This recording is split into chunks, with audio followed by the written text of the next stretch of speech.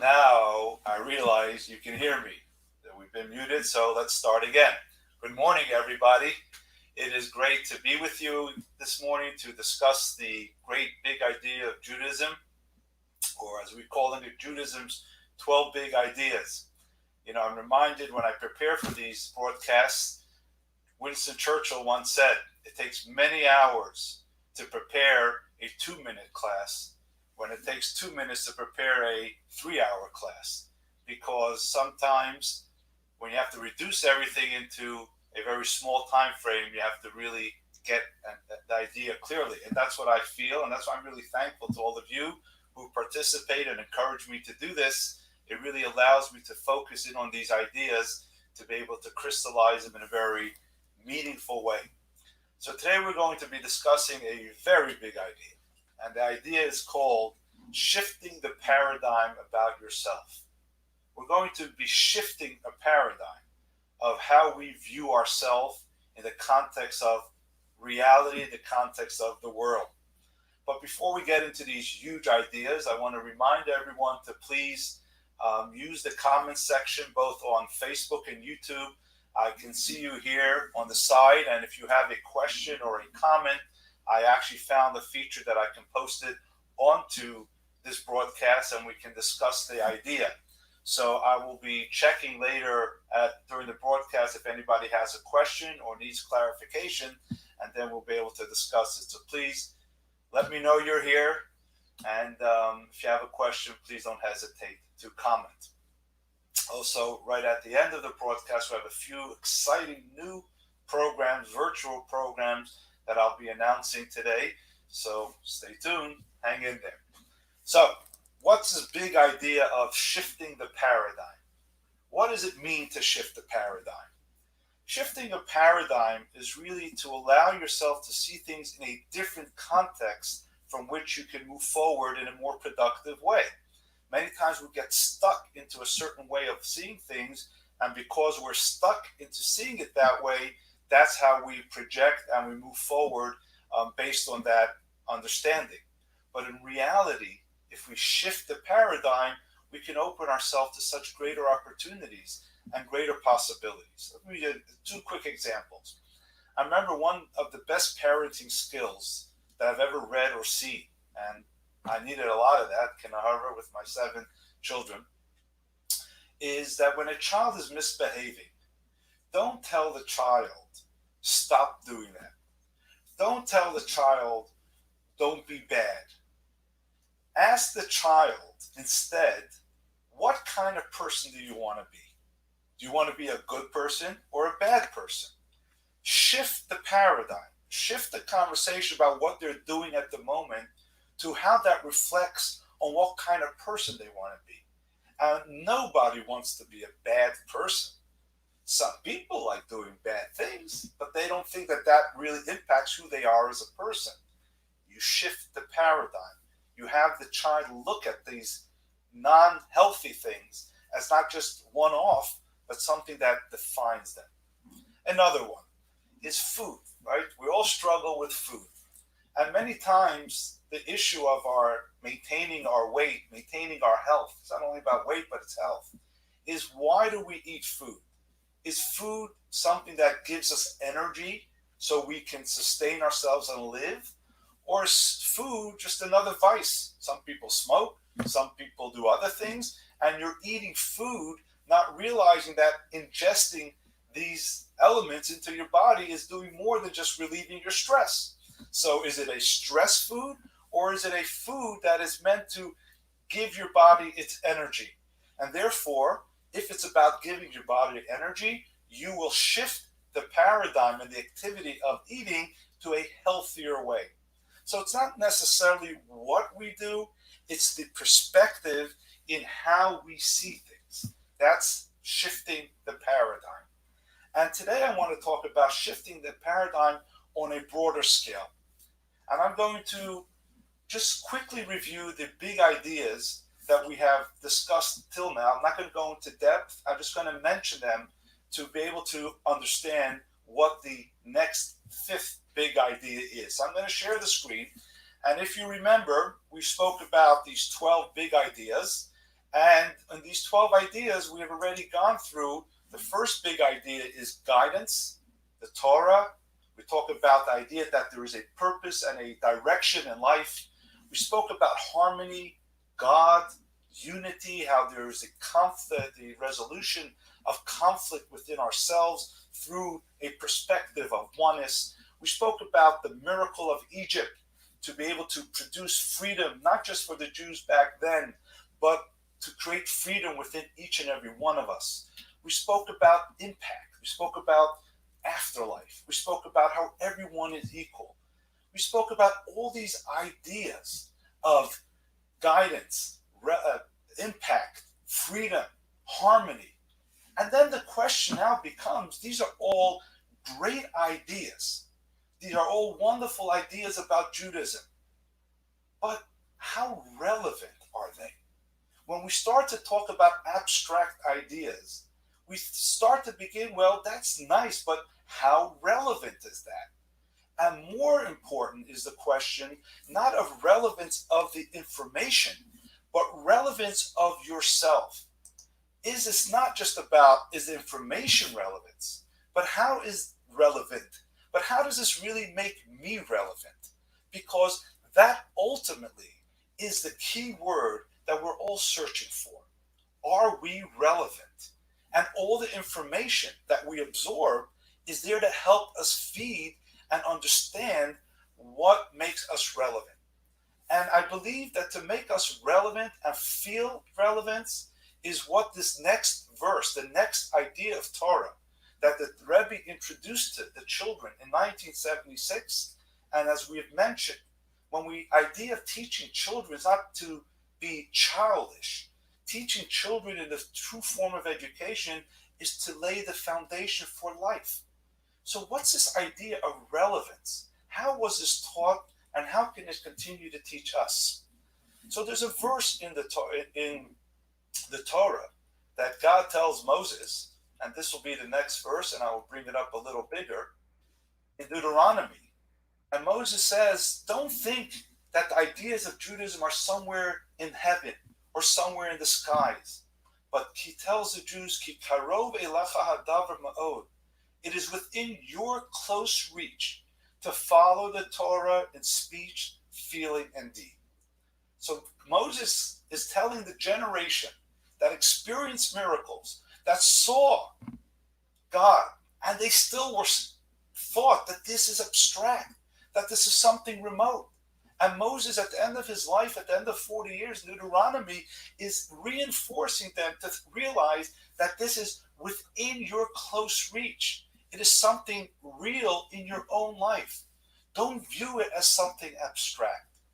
And that's the context of the verse. But I want to share something with you about this verse. You know, we've all heard about Hasidic philosophy. We've all heard about Hasidism, the teachings of Kabbalah and mysticism. So in the Chabad school, in the Lubavitch philosophical school, we're talking about over 200 years of knowledge and information that was taught by the Rebbes, by the teachers. And over those 200 years, imagine a big wall full of books, hundreds of thousands of pages, hundreds of thousands of written pages, so many more manuscripts that were not published, of deep Kabbalistic philosophical ideas about God and unity and harmony and all these wonderful things, huge knowledge of information. Well, all those hundreds of thousands of pages are rooted in the book called the Tanya. The Tanya is the foundational work of Chabad philosophy. And hundreds of thousands of pages is really expanding 320 pages of basic information that was written in the late 1700s. Now, of these 332 pages on the title page, the Rebbe explains that what is the purpose of his book, which was the foundation of the hundreds of thousands of pages, is to explain this verse that we just discussed. It is within your close reach. So it's obviously not so simple, because the Rebbe in his book, Rav Shneur Zalman, the original Lubavitcher Rebbe in the late 1700s, writes, Moses, You're telling us it is close? It isn't. Actually, the ideas of Torah go contrary to our innate feeling. Serving a God, feeling God, communicating with God is not natural.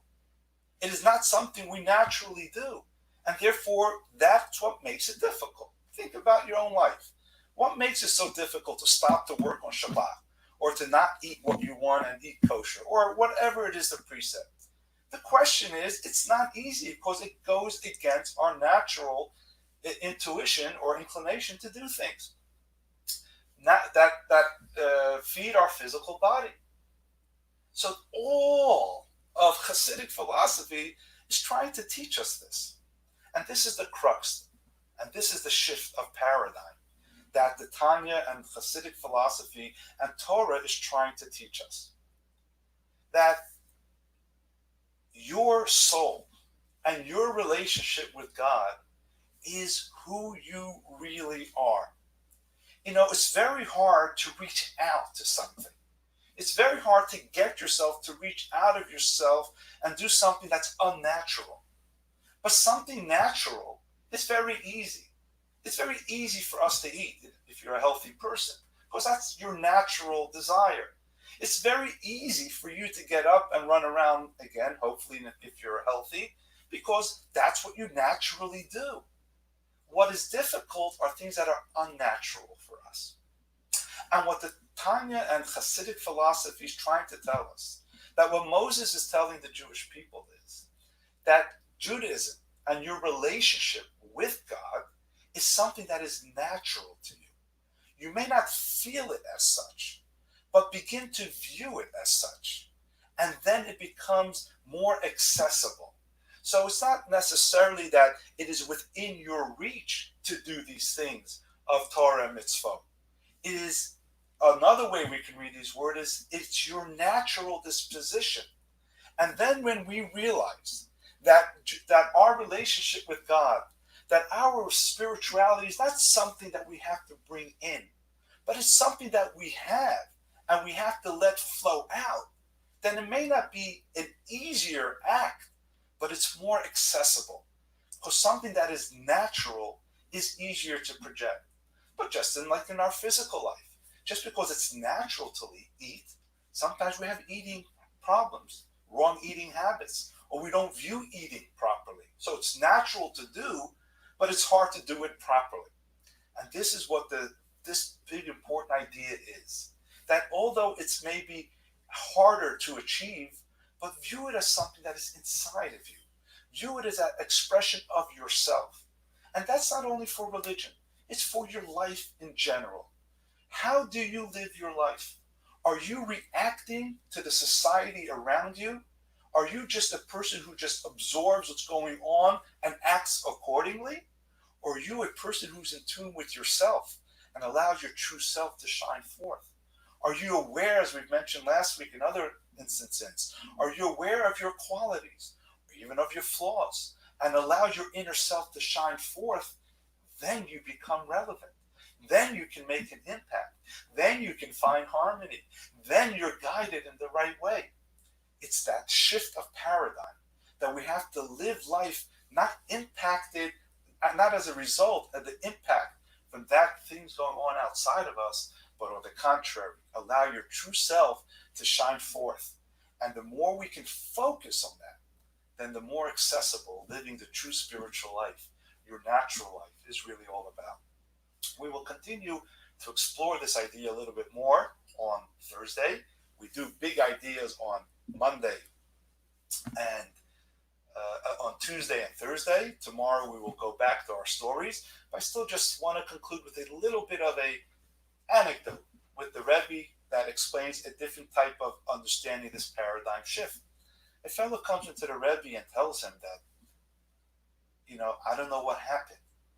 I've tried to raise my children in a Jewish way, to be traditional, and they've all assimilated. And then he gives a sigh, Oy Rebbe, es ist schwer zu sein a Yid. It's so difficult to be Jewish. The Rebbe stopped him a second and said, what did you just say? He says, it's difficult to be a Jew. And the Rebbe asks him, is that the way you spoke to your children? And he says, yeah. From time to time, we went through Judaism. It was just, I expressed it's difficult to be a Jew. And here the Rebbe says, where you're making a mistake, not just about your children, but for yourself. Because throughout history, even when Jews went through such hard and challenging times, there was always a different comment. Es ist gut zu sein ein Yid. It's good to be a Jew. Because despite all the external struggles and challenges, it gives you a direction. It allows you to, your inner self to shine out. And therefore, even in dark spaces, there's light. But if you just look at the darkness and allow the darkness to come in and smother your light, then there's no hope for a future, not only with your children, but with yourself.